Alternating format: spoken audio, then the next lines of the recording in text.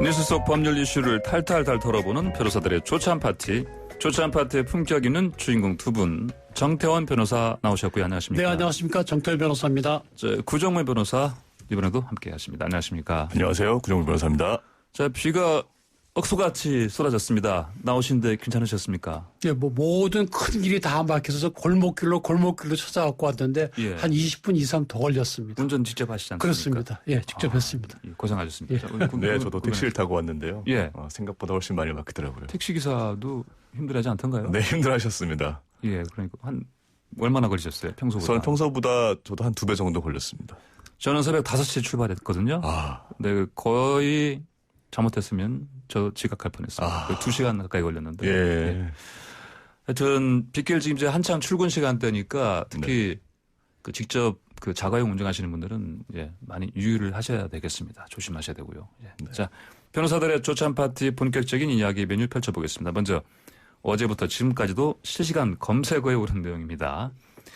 류호정 정의당 의원이 국회 본회의 때 입은 이제 원피스 이 복장을 두고 논란이 있습니다. 국회법에 복장에 관한 규정이 있습니까? 국회법에 예. 복장을 어떻게 하는 건 없고요. 다만 없죠. 품위 유지를 해라 그런 건 있죠. 포괄적인 그런 그래서 내용인데요. 품위를 유지해야 되는 것이고 복장과 직접 관계되는 건 아니겠죠. 아니, 이제 보니까 지금 사진을 봤더니 류호정 의원이 원피스를 입었어요. 보니까. 네, 빨간색 원피스를.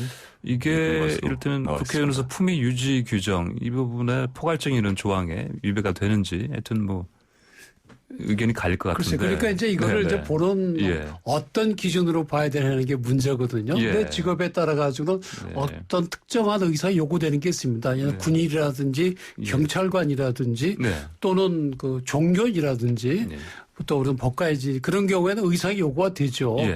예를 들어 신부님들은 사제복을 입으시고 스님들은 가사를 걸치시고 법관들은 이제 검은 법복을 입죠. 그래서 그런 경우는 사실은 그게 그러한 의상을 갖춰 입음으로써 그 업무가 좀 더 잘 촉진이 되는 그런 좋은 점이 있습니다. 사실은. 근데 국회에서 지금 우리가 쭉 봐온 거는 50대 중년 아저씨들이 전부 넥타이에 양복, 구두, 소위 이제 비너스트라는 거 정장을 봐왔거든요. 색깔들도 뭐 저희들랑 마찬가지로 검은색 아니면 곤색 이렇거든요. 뭐 빨강색이나 뭐 노란색은 전혀 볼 수가 없고요. 흰색은 또 그렇습니다. 또 쓰죠. 그래서 주로 그런 색만 보아오다가 이 젊은 국회의원이 이게 뭐 분홍색으로 나와 있는데 자세히 보니까 이게 빨강색과 흰색, 파란색이 섞여 있는 거예요. 전대기로. 그런 원피스인데다가 이제 치마가 약간 짧아요. 미니스커트라고 할 것까지는 없지만 거기다 제가 좀 말씀드리기 어렵지만 또 젊은 또 국회의원이니까 이렇게 뭐 뚱뚱하거나 그런 이상한 몸매도 아니에요. 그러다 보니까 이제 이 국회의원의 그 의상에 대해서 온갖 이제 뭐 성희롱적인 그런 발언부터 시작을 해가지고 국민들 앞에 예의가 아니다 그런 비난들도 있고 또 한편은 이게 무슨 상관이냐 국회 일만 잘하면 되지 옷 가지고 시비 걸지만 서로 이렇게 논쟁이 되고 있는데 저는 같은 무슨 뭔가 기준이 있어야 되는 걸로 보는데 제가 볼 때는 그렇습니다. 이 변호사들의 경우에도 보면 예를 들어 영국의 경우에는 이게 그 베리스타스 드레스라 그래가지고 엄격하게 규제를 해왔어요. 코수염을 허용할 것이야 말 것이냐. 그런 거에 다 있거든요. 미국도 그런 게 또 있습니다. Rules of Decorum Related to Courtroom Attire 이래가지고 거기도 이제 그런 게 있어가지고 예를 들어서 이제 미국에 판례도 많아요. 그래서 터본을 두르고 변호사가 온 경우에 허용할 것인가. 그다음에 여성 변호사가 큰 뭐 파리의 여인에서는 큰 모자를 쓰고 앉아있는데 그걸 허용할 것인가라든지 아니면 사제가 변호사인 경우에 사제복을 입고 또 변호사로 들어오는 경우에 허용할 것인가. 거기에 대해서 이제 법적 모독이다 해서 그런 걸로 징계해서 미국의 대법원까지 간 사례들이 있는데 아마 이걸 참고한다면 아마 그겁니다. 이거는 재판이 정상적으로 순조롭게 잘 진행이 되느냐 또 공정한 재판에 방해가 되느냐 안 되느냐 또 품위 손상을 네. 시키냐 안 시키냐 그거를 한면으로 두고 또 한 가지는 이 복장을 만약에 불허하면 네. 변호사 개인의 사생활의 자유가 너무 침해되는 거야. 두 가지를 이렇게 보거든요. 네, 네. 그래서 지금 류호정 의원의 경우에도 네. 이걸 비슷하게 유추를 해보면 유 의원이 옷을 이렇게 입고 와가지고 예. 국회에 내려서 업무를 못하고 이런 이 공정한 업무가 방해가 되느냐. 네. 그런 걸 또 검토해보고 네. 만약에 그런 것이 있다고 한다면 그럼에도 불구하고 국회의원 또 자기 옷을 입을 권리가 있잖아요. 예. 이게 뭐 복장 규정이 있는 것도 아니고 그럼 개인의 자유 이 두 가지를 비교해 보면 이제 결론이 나올 걸로 보는데 저 개인적인 생각으로는 네. 아무런 문제가 없다. 네. 그렇게 생각이 듭니다. 네. 아마 뭐 처음 보는 네. 풍경이니까 예. 좀 거부가 있으신 분들도 있겠죠. 근데 네. 저는 문제 없는 걸로 보입니다. 정태현 변호사께서는 전혀 문제 없다. 네. 예. 네. 그리고 이제 구 변호사께서는 국회의 과도한 엄숙주의와 권위주의를 깨준 것에 대해 감사의 마음을 전합니다. 이게 제 얘기가 아니라 예. 그 얘기 아니에요? 예. 더불어민주당 예. 고민정 네. 의원이 SNS에 고민정 올린 글입니다. 네. 저 역시 고 의원과 같은 의견이고요. 예. 아까 영국 말씀하셨는데요. 과거 영국 의회에 이제 가발과 원래 모자를 이제 쓰는 것이 원래 의원의 필수 복장이었습니다. 네. 당시에도 근데 이제 문제 제기를 하는 사람들에 대해서 아마도 의원이 가발과 모자를 쓰지 않는 것이 품격에 맞지 않는다. 아마 이런 비난을 들었을 거라고 생각이 됩니다. 네네. 저는 이제 시대의 문제라고 생각이 되고요. 예. 지금 이제 2020년이지 않습니까? 이제 호주에서도 이제 한 3년 전에 그 라리사 워터스라는 의원이 예. 빨간색 원피스를 입고 모유 수유까지 하면서 연설을 해서 또 이제 네네네. 그때 네, 한번 맞아요. 이슈가 됐었던 적이 있었죠. 그래서 사실 개인적으로는 좀 정치인이 그럼 자기가 어떤 대변하고자 하는 사람들의 어떤 복장 네, 네. 입는 건 사실 바람직한 현상이라고 생각합니다. 류호정 의원 잘 아시다시피 이제 청년 계층을 대변하는 의원 아니겠습니까? 영국의 이 제러미 코빈 전 영국 노동당 대표 같은 경우에도 자기의 그 주된 지지층을 잊지 않겠다라는 마음으로 이렇게 뭐 면바지에 점퍼를 항상 수십 년 동안 입고 다녔던 걸로 유명한 분입니다. 그래서 저는 뭐 사실 오히려 까만색 정장을 차려입고 예. 정작 국회에서 할 일을 하지 않고 졸고 계시는 국회의원들보다 100배 낫다. 네. 이렇게 생각이 듭니다. 특히 그리고 남자들의 경우에 소위 정장이라는 게 정해져 있거든요. 예. 아까 말씀드린 대로 뭐 소위 비즈니스 드레스 그걸 입고 아래로 같은 색깔로 넥타이에 셔츠, 구두 이렇게 돼 있는데 여자들은 예. 정장한 게 따로 정해진 게 없어요. 그렇죠. 네. 세월이 흘러감에 따라서 바뀌거든요. 네. 중세 시대에 보면은 허리를 꽉 졸라매고 치마는 굉장히 넓은 그런 것이 정장이었겠죠. 그죠? 네네. 시대에 다 달라지기 때문에 꼭 어떤 것을 입어야 된다 꼭 그런 건 없는 걸로 보이는데 뭐 예를 들어 미니스커트 같은 경우도 네. 그 당시에 이제 우리 사회가 용인할 정도면 법정에서도 된다는 거거든요. 하물며 예. 국회의원도 되죠. 근데 어째 류호정 의원 같은 경우는 뭐 굳이 뭐 미니스커트라고 부를 수도 없을 정도고요. 네. 그래서 아마 일반 시청자들 입장에서는 전혀 보지 못하던 새로운 현상 아닙니까? 네네. 그래서 거기에 대해서 온갖 관심도 이제 폭발적으로 나오고 예. 뭐 비난도 나오고 지지도 나오는 걸로 이제 보이는데 하여튼 우리가 이런 걸 판단하는 기준은 우리 스스로 한번 생각해 볼 필요가 있다. 내가 못 보던 거라서 기분 나빠할 필요도 없고 네. 아 나는 원래 좀 이렇게 화려하고 튀는 걸 좋아해. 그래서 좋아 그렇게 할 것도 아니고 하여튼 예. 기능과 역할에 대해서 생각을 해보면 되고 예를 들어 우리 구 변호사님 말씀대로 예. 나는 노동자를 대표한다. 그러면은 넥타이 메고 나오는 건 안 맞지 않습니까? 네, 그죠? 네. 작업복 입고 나와야 오히려 아 저 사람이 우리 대표다.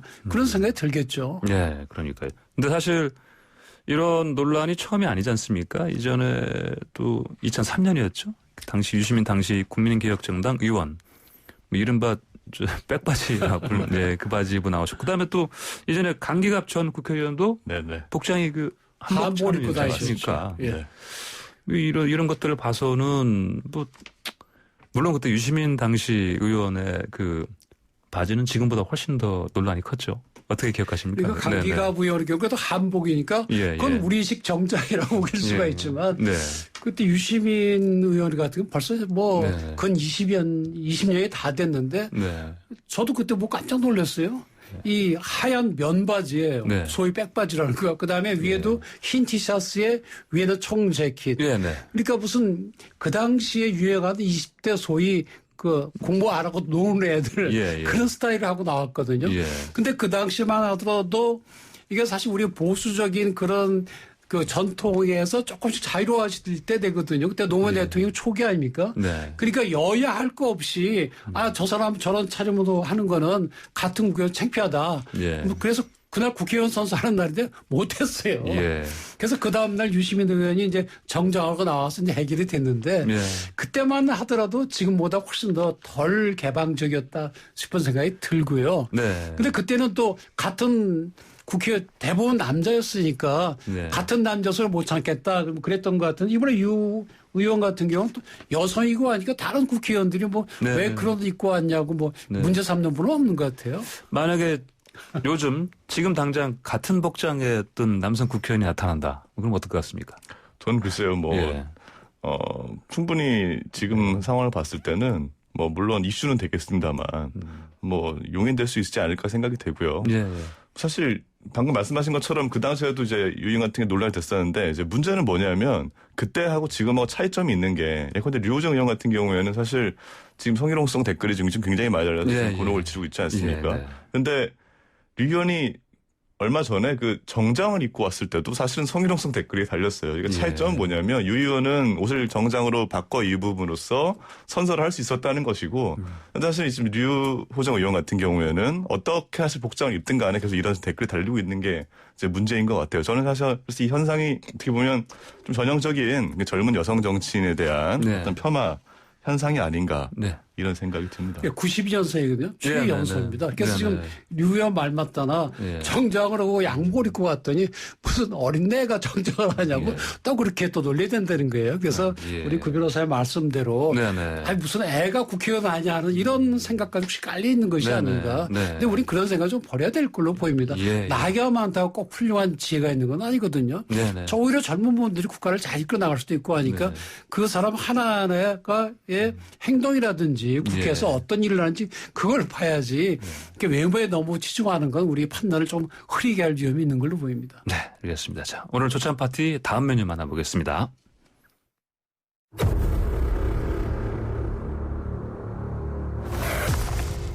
저랑 통화한 사람이 검사장이고 또 윤석열하고 되게 가까운 검사장이고 이렇게 하면은 실형은 막을 수는 있어요. 수사의 중립성, 수사의 독립성, 수사의 순결성을 해칠 우려가 너무나 농후해서 지휘권을 발동을 하게 된 것입니다. 그러나 넉 달가량 이어진 수사에도 검찰은 한 검사장과 이 전 기자의 공모관계를 입증하는 데 실패했습니다. 당장 한 검사장 측은 검언유착은 실체가 없는 게 확인됐다며 이른바 권언유착 의혹에 대한 수사가 속도를 내야 한다고 촉구했습니다.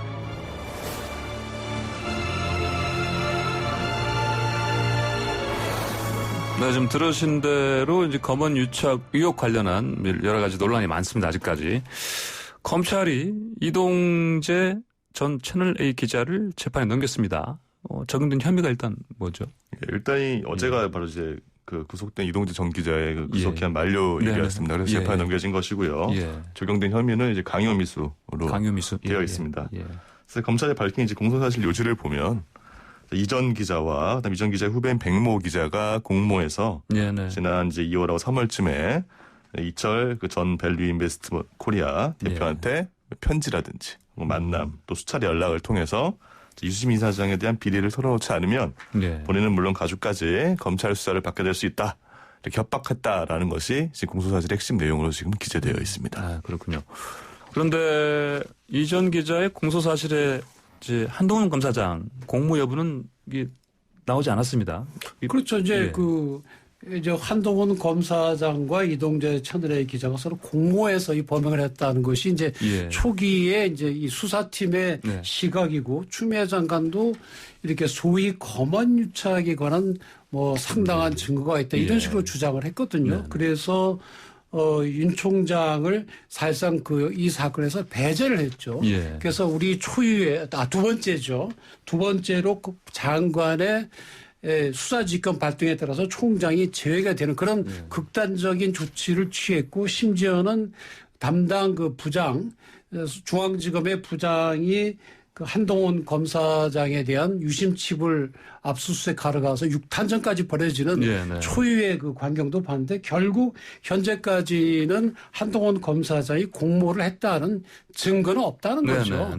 그래서 뭐 기소를 못한 것이고 앞으로 수사를 계속 하겠다고 하는데 제 개인적인 생각으로는 계속 수사에도 더 이상의 공모의 증거 나오지 않을 것이다. 네네. 그러니까 하면 한동훈 검사장의 휴대폰도 압수해갖고 유심칩도 압수해갖고 이동훈 전 채널A 기자의 노트북도 압수해갖고 휴대폰도 다 압수해갖고 예, 관련 예. 다 조사한 지 넉 달이 되잖아요. 근데 지금까지 안 나왔으면 앞으로 나올 가능성이 별로 없는 거죠. 네네. 그래서 근데 제가 이렇게 보니까 저도 예전에 이제 뭐 검사할 때지만 이 사건이라는 게 소위 뭐 정치가 생물이라는데 사건도 생물입니다. 이게 어떻게 어디로 갈지 아무도 모릅니다. 그래서 아주 사소한 그런 사건인데 뜻밖의 큰 사건이 되는 경우도 있고 큰 사건인데 사실은 아무것도 아닌 경우들도 있거든요. 네네. 그래서 미리 예단을 가지는 것이 굉장히 위험한데 지금 이 사건의 경우에는 추미애 장관께서는 이 검언 유착이라고 처음부터 주장을 하셨거든요. 아마 그런 확신을 했던 모양인데 뭐 중앙지검에서도 그런 생각을 했던 모양이에요. 근데 그게 상당히 좀 성급한 그런 예단을 가졌던 것이 아닌가. 그래서 그러다 보니까 이제 그렇게 하고 뭐 사실 그 대검하고 뭐 추미애가 충돌하니 뭐지 굉장히 시끄러웠는데 결과는 아무것도 안 나온 거예요. 그래 이제 앞으로 이제 한동훈 검사장을 무혐의 한다든지 아니면 기소했는데 무죄가 나오면 추미애 장관도 그렇고 이걸 지휘한 이성윤 검사장 또 담당 그 수사팀도 누군가 책임을 져야 될 그런 그 위기가 될 수가 있는 거죠. 또 더더군다나 영장을 발부하면서 그 판사도 뭐 이게 뭐 공모의 증거가 확실하다 이런 식으로 이례적으로 거기다 썼거든요. 영장에. 왜 그렇게 했는지 모르겠는데 이게 보면 피의자가 특정한 취재 목적을 달성하기 위해 검찰 구직에 연결해 피해자를 협박하려 했다고 의심할 만한 상당한 자료들이 있다. 되게 이렇게 쓸 필요 없고 그냥 도주나 증거인멸이 우리가 있고 혐의가 충분하다 하면 되는데 이런 걸 또 썼어요. 그러다 보니까 이게 뭐 판사가 볼 때도 상당한 증거가 있구나 했는데 막상 열어보니까 증거가 없는 거예요. 아주 핵심적인 증거라고 했던 2월 13일 부산고검에서 녹취록을 봐도 제가 이렇게 보니까 공모라고 보기 좀 어렵단 말이에요. 예를 들어서 한동훈 검사장이 난 뭐 유시민 뭐 취미 관심 없어 이런 식으로 나오니까 그래서 뭐 모르겠어요. 아직 뭘 가지고 증거가 충분하다고 할지 모르겠는데 너무 좀 이렇게 성급한 예단을 가지고 수사를 한 것이 아닌가 뭐 그런 생각이 듭니다. 어떻게 보십니까? 사실 저는 이제 지금 한동훈 검사장 같은 경우에 첫 번째 소환 조사를 한 게 지난달 21일 아니겠습니까? 근데 사실 이제 그때 21일 피의자 신문이 사실은 끝나지는 않았습니다. 정확하게 말하면. 왜냐하면 조사를 하고 나서 원래 이 조서가 작성이 되려면 조서를 작성하는데 마지막에 열람을 하고죠. 그다음에 이제 날인을 해야지 완료가 되는 것인데 아시다시피 지금 한동훈 소장이 열람 자체를 지금 거부한 상태입니다. 그래서 전에 그 정경심 교수 사건 같은 경우에 사실은 검찰에서 통상 이런 사건이면은 피의자 소환을 당연히 한 번은 하는 것이 이제 원칙적인 수사이고 그래서 수사를 해야 하는데 어떻게 보면 최소 한 번 정도의 피의자 조사는 반드시 필요한 것이죠. 근데 지금 이 첫 번째 피의자 신문 자체가 좀 아예 안 된 상태이기 때문에 지금 수사가 사실 많이 진행되었다고 보기에는 좀 어려운 것이 저는 사실이라고 생각이 됩니다. 그래서 아마 이동재 기자의 이제 구속기간이 만료가 됐기 때문에 부득이 일단 먼저 기소를 한 것으로 보이고요. 그래서 앞으로 수사가 어떻게 될지는 조금 더 지켜봐야 될 문제가 아닌가 이렇게 생각이 됩니다. 그러면 앞으로 이제 서울중앙지검 수사팀이 한동훈 검사장을 추가 조사해서 뭐 다른 또 혐의로 기소를 할 수 있을 것으로 혹시 뭐 보십니까? 어떻습니까? 다른 혐의까지는 사실 모르겠으나 뭐 지금 수사팀 밝히고 있는 것처럼 아직 휴대전화가 지금 풀리지 않아서 사실 이제 휴대전화라고 하는 거는 어쨌든 뭐 굉장히 중요한 모든 수사에 좀 중요한 증거이기 때문에 또 이게 한동훈 소장이 알려진 것처럼 이제 아이폰을 써서 아이폰이죠. 그렇죠. 그래서 굉장히 뭐 비밀번호를 푸는데 오래 걸릴 것으로 좀 예상이 되고 있지 않습니까? 그래서 어쨌든 저는 그 이후에 좀 결과를 봐야 되는 것이 아닌가 싶습니다. 글쎄, 저는 개인적으로 한동훈 검사장을 이제 뭐 일회 조사도 사실상 제대로 못 맞췄으니까 더 조사를 하면 뭐가 나올 거다. 근데 그 수사를 안 해본 사람들 이야기죠. 그리고 한동훈 부인하고 있잖아요. 그러면 100번을 부르면 그때 가서 자백을 할까요? 물고문을 할까요? 그러면? 그래서 안 되거든요. 결국 이런 이동재 기자도 부인하잖아요. 그죠? 한동훈도 부인하죠. 그러면 이 사람들은 어차피 부인하기로 돼 있는 사람이에요. 뭐 죄가 있건 없건 간에. 그러면 수사팀으로서는 이 사람들의 진술 말고 다른 증거를 가지고 유죄를 찾아야 되는 거거든요. 그런데 지금 다른 데서 아무것도 안 나오고 있잖아요. 그러니까 지금 뭐 한동훈 검사장 조사가 안 돼서 뭐 지금 수사를 중단하는 거는 안 된다는 건 그건 수사팀의 그건 무책임한 변명이고요. 그 어차피 피의자들은 부인하는 거고 예. 그 전제 하에서 다른 증거를 찾아야 되는 거죠. 그래서 우리 구 변호사님 말씀하신 대로 그 압수된 아이폰에서 뭐가 나올지는 모르겠습니다만은 네. 뭐 현재까지로는 하여튼 이 수사팀이 네. 아무것도 밝혀낸 게 없다. 예. 그러니까 오히려 이제 한동훈 검사장이 사실이 검언 유착이 아니라 예. 이게 이 정치권의 일부 유력자들과 뭐 사기 횡령 정권을 보역한 적이 있는 네. 뭐 제보자 그리고 예, 예. 뭐 특정 언론기관이 서로 이렇게 이 소위 작전을 해서 자기를 죽이려는 것이다. 그래서 윤석열을 쳐내는 것이다. 이런 주장을 또 하고 있거든요. 예. 근데 서명이 팽팽했는데 지금 이제 이 정도 나오고 보면 그러면 한동훈 검사장이 말이 네네. 맞을 수도 있겠네 이런 생각이 드는 거거든요. 예. 이제 앞으로 이제 수사팀이 얼마나 더 할지 지켜봐야 되긴 하겠지만 현재로서는 그렇습니다. 네, 알겠습니다. 자, 오늘 말씀 감사합니다. 네. 예, 고맙습니다. 감사합니다. 네. 자, 변호사들의 조찬 파티 지금까지 정태원 변호사, 구정문 변호사였습니다.